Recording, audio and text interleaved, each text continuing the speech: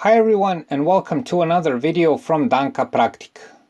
In this video we'll show you how to sew a seam with a sewing machine. If you want a well done and strong seam on clothes, sheets, pillowcases and else, machine sewing is the way to go. So stay tuned. Danka Praktik. If you're interested in seeing how to do some old-fashioned sewing by hand, then you can watch our videos on how to sew a button and make a seam by hand. You never know when this may come in handy. To watch the videos, click on the cards in the corner of the video or on the links in the description. For this job, you'll of course need a sewing machine and at least some basic knowledge to use it. The sewing machine you need looks something like this. In this case, it's an older sewing machine meant for household usage, but is very sturdy and reliable. In this example, we're using a leftover piece of cloth to show the basic principle. To start sewing a seam, the first thing you should do is fold the cloth. Fold it inwards about 1 centimeter or about 0.4 inches. Fold 2 times so the seam is nice and strong. Hold the seam with your fingers and slide it under the presser foot of the machine. Aim so the needle of the machine sews the edge of the seam. Now start sewing. Best repeat the first stitches that you make since it's the beginning of the seam and this makes the seam stronger. As you move along the cloth, hold the seam again with your fingers. If possible, when stopping the machine, leave the needle down. When you reach the end of the seam, repeat the finishing stitches once more and cut off the excess thread with the scissors.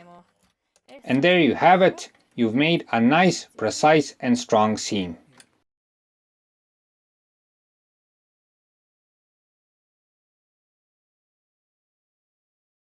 Also very important is to know how to make a corner seam. This is pretty easy. Once you've finished stitching one side, fold the corner of the next side of the cloth into a new seam. Again, fold 2 times to get a stronger seam. As you'll see, the corner will form by itself, so to say, and you'll essentially start again like you did in the previous example. Stitch the beginning of the new seam on top of the last one and continue to sew until you again reach the end of the cloth.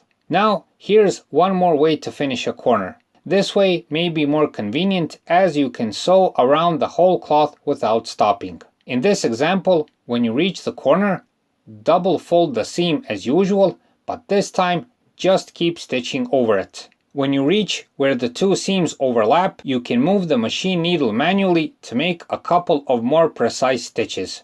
Once you reach the end, lift the presser foot, rotate the cloth, fold the seam again, lower the presser foot and continue sewing.